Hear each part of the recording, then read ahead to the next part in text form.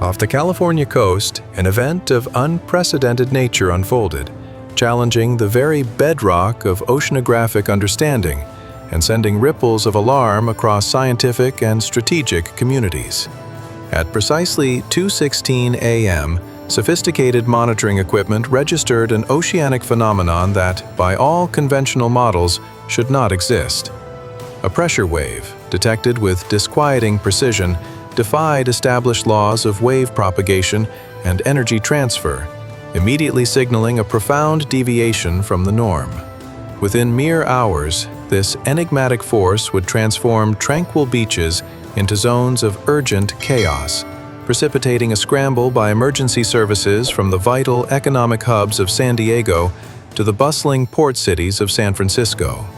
What truly amplified the urgency of the situation was the chilling realization. The waves impacting California were not the primary event, but merely a precursor, a stark warning of a deeper, unfolding anomaly. The initial indication of this profound disturbance emanated from a solitary buoy, strategically positioned 22 miles off Monterey. In the profound stillness of the night, its advanced sensors recorded a pressure spike so atypical that automated systems immediately flagged it for human review. The raw data presented a conundrum. Over a mere 90 seconds, ocean pressure surged by 1.3 millibars. While insufficient to trigger standard tsunami warnings, the abruptness and magnitude were peculiar enough to rouse technicians tasked with monitoring continuous data feeds. Their concern wasn't solely focused on the spike itself, but critically on its origin. Every conventional ocean wave possesses a distinct signature, a directional vector that allows scientists to trace its genesis. Storm swells follow predictable trajectories, driven by meteorological systems. Tsunamis radiate outward from specific earthquake epicenters, and their energy dissipation patterns are well understood. This anomalous pressure wave, however, approached from an angle that violated all known rules, slicing diagonally across the vast expanse of the Pacific, from a quadrant where no significant geological or atmospheric activity had been registered. This directional ambiguity immediately introduced a layer of geopolitical uncertainty, as the source could not be readily attributed to any known natural or human-induced event within established territorial waters or recognized fault lines. Within the austere confines of the Ocean Monitoring Center's control room, a technician, bathed in the glow of multiple screens, frantically cross-referenced the incoming data. The initial pragmatic assumption was equipment malfunction, a sensor anomaly or calibration error. Yet, exhaustive diagnostics yielded clean results. The buoy, a critical component of the Deep Ocean Assessment and Reporting System, DART, had undergone routine servicing only 2 weeks prior, ensuring optimal performance. Every system integrity check confirmed perfect operational status. This was not a transient glitch. Something tangibly real had transpired in the oceanic expanse. The technician expanded the data acquisition, pulling feeds from adjacent stations, hoping to pinpoint a localized instrument error. Instead, the enigma deepened.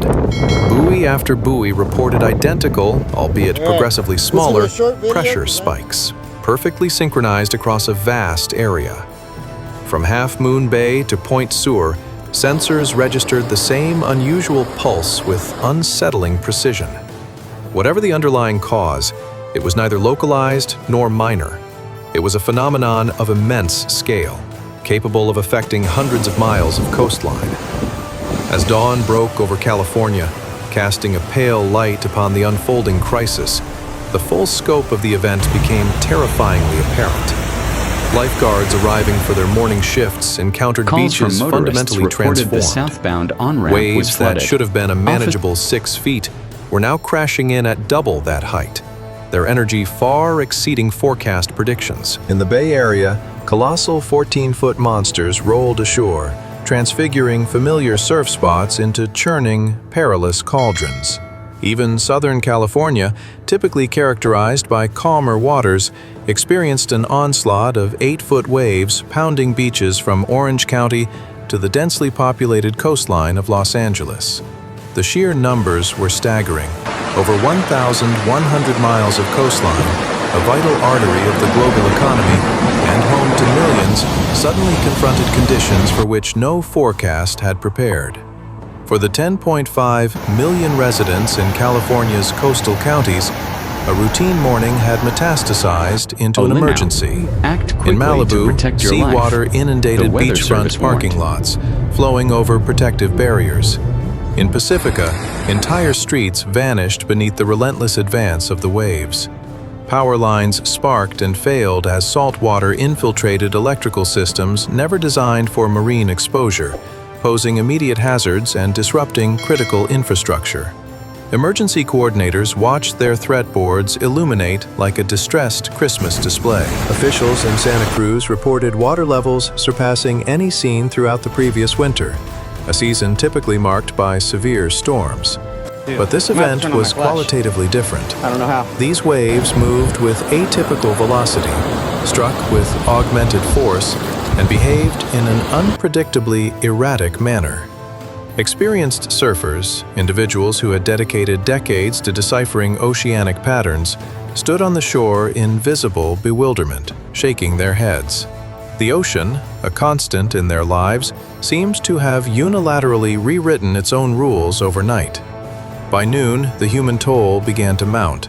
Dozens of swimmers required rescue from rip currents that materialized without warning, demonstrating the capricious nature of the altered hydrodynamics. Sightseers, drawn by sensational reports of massive waves, found themselves perilously trapped on piers as water crashed over railings. Emergency crews, already stretched thin, raced between an ever-increasing number of distress calls, acutely aware that with millions living along the coast, they could only reach a fraction of those at immediate risk. The economic ramifications were immediate, impacting tourism, commercial fishing, and the vast network of maritime logistics that defines California's coastal economy.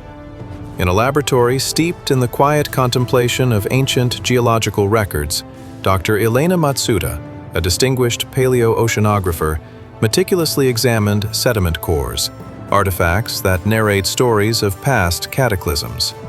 Her research had long focused on the Cascadia Subduction Zone, a colossal, seismically active fault stretching from Northern California to British Columbia, representing one of Earth's most significant potential seismic threats. Her specialized expertise lay in interpreting the preserved signatures of ancient tsunamis embedded within layers of mud and sand. The most renowned event within her extensive archives dates back to January 26, 1700, a date precisely established because Japanese villagers across the vast Pacific meticulously documented the arrival of mysterious waves, notable for striking without any localized earthquake.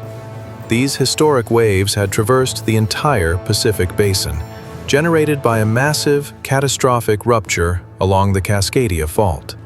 The geological evidence was compelling, buried deep in coastal marshes.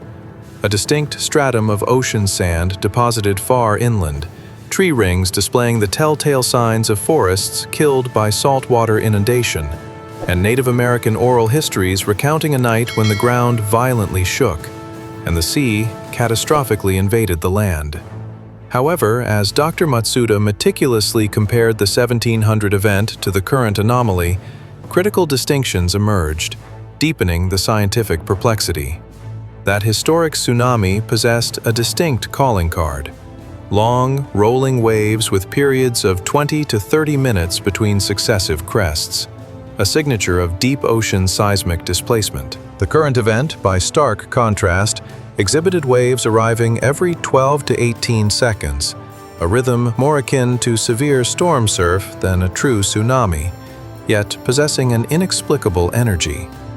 Furthermore, the 1700 event left sediment deposits in a clear, discernible north-to-south pattern, consistent with a rupture along the Cascadia Fault. Today's waves, however, seem to originate from an angle that, from a geological perspective, made no coherent sense. "We are not observing a simple repeat of history," Matsuda emphatically explained to her colleagues, who had converged to analyze the escalating crisis. "This represents something entirely novel, an occurrence our existing geoscientific models have yet to account for. Her words carried significant professional weight. If any individual possessed the acumen to recognize the distinct fingerprint of a major oceanic event, it was she. And what she discerned in the evolving data worried her far more profoundly than any conventional tsunami scenario ever could. The urgency of the situation crystallized at a weather-beaten field station, where Dr. Alex Rios and his dedicated team worked with frantic speed against the relentless clock. Word had filtered down that the pier, anchoring their most critical monitoring equipment, was unlikely to withstand the next succession of massive waves. Years of invaluable baseline data, coupled with the precious, irreplaceable record of the anomaly itself, resided within a specialized data logger, securely bolted to the now trembling structure. Dr. Rios zipped his rain jacket against the biting salt spray and, with resolute determination, led his team onto the groaning, shaking pier. Each successive wave impact sent jarring reverberations through the aging wooden planks. They had mere minutes, perhaps even less. Working with practiced, efficient urgency, they meticulously unbolted the logger, a device no larger than a standard lunchbox, yet containing information of immeasurable scientific and strategic value. As the next colossal wave ominously reared on the horizon, they sprinted back towards the safety of the shore, their vital equipment clutched protectively against their chests.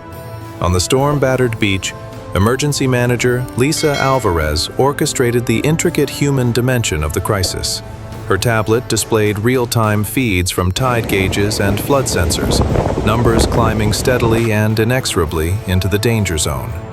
When water levels comprehensively exceeded those recorded during the devastating winter floods of 2023, she made the critical decision. A voluntary evacuation order was issued for the most vulnerable, low-lying neighborhoods. Within minutes, mobile phones across the region buzzed with urgent emergency alerts. Sheriff's deputies and Red Cross volunteers fanned out through the affected communities, systematically knocking on doors, providing crucial assistance to elderly residents in packing essential belongings. By midday, an initial tally showed over 1,900 individuals had checked into emergency shelters. Families with anxious pets, bewildered tourists caught completely off guard, and long-term locals who had lived by the ocean for decades, yet openly admitted to never having witnessed anything remotely comparable. The logistical and social challenges of such a rapid, unplanned evacuation in a densely populated, economically vital coastal zone underscored the unpreparedness for events outside known historical patterns. Back at the field station, Dr. Rios, his face etched with fatigue, connected the painstakingly rescued data logger to an array of waiting computers. A torrent of information streamed across the screens. Beyond the initial pressure anomaly that had initiated the entire sequence, the data now revealed a complex tapestry of temperature readings, precise wave periods, and subtle, previously unnoticed vibrations, each a potential clue to the enigmatic source. Every number now held immense significance, each a piece of an increasingly complex puzzle that grew more intricate with every passing hour. The afternoon presented an opportunity for a second, high-risk retrieval attempt, this time targeting critical tide gauge equipment situated near the harbor. However, floodwaters had already claimed the primary access road, rendering it impassable. Debris from collapsed boardwalks floated aimlessly where stable paths should have been. Rios, prioritizing human safety above all else, reluctantly called off the mission. Equipment, he reasoned, however valuable, could ultimately be replaced. His dedicated team could not. As new data continued to pour in from the surviving sensors, intricate patterns began to emerge, further deepening the profound mystery. Dr. Priya Banerjee, a distinguished USGS seismologist, meticulously fed the raw numbers into sophisticated advanced modeling software.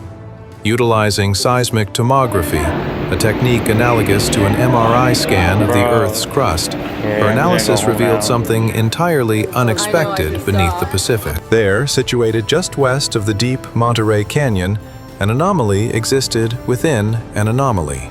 The seafloor exhibited a distinct zone where seismic waves dramatically slowed, creating what geophysicists term a shadow zone. Yet this feature bore no resemblance to any mapped fault line or known geological structure. Its boundaries were indistinct, its internal structure bafflingly unclear, and its effect on seismic waves far more pronounced than anything observed in neighboring areas. This raised immediate questions about unknown geological processes, potential implications for resource exploration, and even the strategic mapping of submarine terrain. At the Scripps Institution of Oceanography, Dr. Miguel Salazar, a leading oceanographer, meticulously overlaid high-resolution bathymetric data, detailed seafloor maps, onto Dr. Banerjee's seismic images. The seafloor in this particular region plunged into an intricate labyrinth of ancient volcanic ridges and sediment-filled canyons, a testament to millions of years of geological activity. However, nothing in the visible topography could adequately explain the pronounced shadow zone. Collaboratively, they meticulously listed possible explanations: an as-yet undiscovered fault segment, a massive and unusually structured gas pocket, or perhaps a previously unrecognized collapsed volcanic structure. Each potential option carried distinct implications for what might transpire next, creating a spectrum of escalating concerns. The scientific debate intensified considerably when Dr. Banerjee advanced a chilling possibility. The unique pressure spike, its anomalous diagonal approach, and the precise timing all closely matched the profile of a phenomenon seismologists feared most: a precursor wave. These exceedingly rare phenomena occasionally precede major seismic events by hours or even days, acting much like a subtle knock on the door before a catastrophic earthquake fully manifests. California's emergency protocols did include specific, albeit generic, procedures for managing precursor waves. However, the current event fell into a precarious gray area. The initial pressure spike, while sharp, was brief, its amplitude just below the critical threshold required for automatic statewide warning activation. At the Office of Emergency Services, Chief Safety Officer Mark Treadwell faced an impossible, high-stakes decision. Should he issue a statewide alert based on inherently uncertain data, risking widespread panic, significant economic disruption, and potential public cynicism in the event of a false alarm?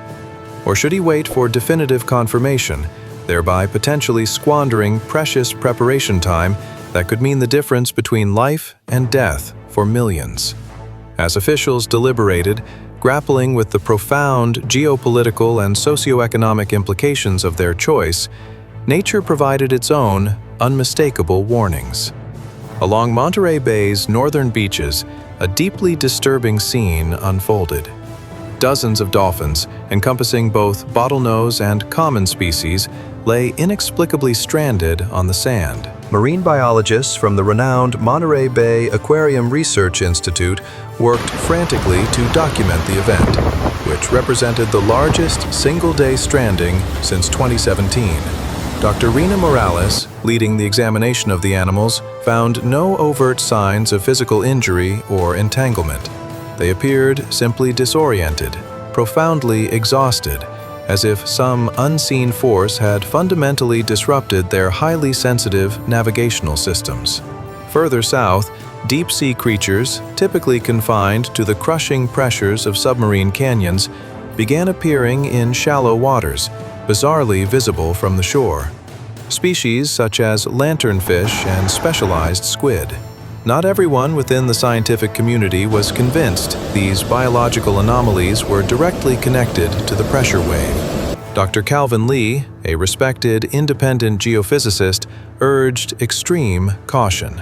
Marine animals, he argued, respond to a multitude of environmental stimuli: subtle temperature shifts, complex chemical changes, and infrasound frequencies far beyond human hearing. While the timing was undeniably suggestive, it was not yet conclusively indicative of a causal link. Scientific rigor demanded more than mere coincidence. As darkness descended upon California's now transformed coastline, The number of unanswered questions far outstripped any definitive solutions. Sensors continued to record anomalous data that challenged established oceanographic models. Emergency shelters swelled with evacuees, their faces reflecting a mixture of anxiety and uncertainty, all wondering when or if they could safely return home. Scientists worked relentlessly through the night, meticulously searching for discernible patterns that might reveal whether the day's extraordinary events were drawing to a close, California, or merely December signaling 20. an ominous beginning. The Pacific Ocean, a colossal expanse covering nearly a third of Earth's surface, holds countless secrets that humanity is only just beginning to grasp. Its profound depths conceal unmapped fault lines, unexplored volcanic features, and dynamic processes that operate on geological timescales far beyond human experience. What transpired off California's coast served as a stark and potent reminder. For all our technological prowess and accumulated scientific knowledge, the ocean remains profoundly capable of delivering unexpected, disruptive surprises. California's 27 million coastal residents now confront an inherently uncertain future. The waves that struck were truly unprecedented, arriving from impossible directions with characteristics that defied existing classification systems. Whether these events represent a new normal, a paradigm shift in oceanic behavior, or a singular, isolated anomaly, remains profoundly unknown. What has become unequivocally clear is that conventional disaster planning and established emergency protocols may no longer suffice when the ocean itself fundamentally alters its behavior. Scientists across multiple disciplines continue their intensive analysis of the data, desperately seeking patterns that might provide a crucial warning of future events. Emergency planners are diligently revising evacuation procedures, drawing hard lessons from the day's harrowing experiences. Communities are rebuilding damaged infrastructure, yet with a lingering question: are they truly preparing for the right threats? The enigmatic shadow zone beneath the Pacific retains its secrets, at least for now. The impossible pressure wave of the morning has transmuted into the unsolved mystery of the evening. Each answer invariably raises new questions. Each compelling theory faces contradicting evidence. The only certainty is that something fundamental shifted in the vast Pacific, an event that sent urgent warnings we are still learning to decipher. Nature rarely announces its intentions with explicit clarity.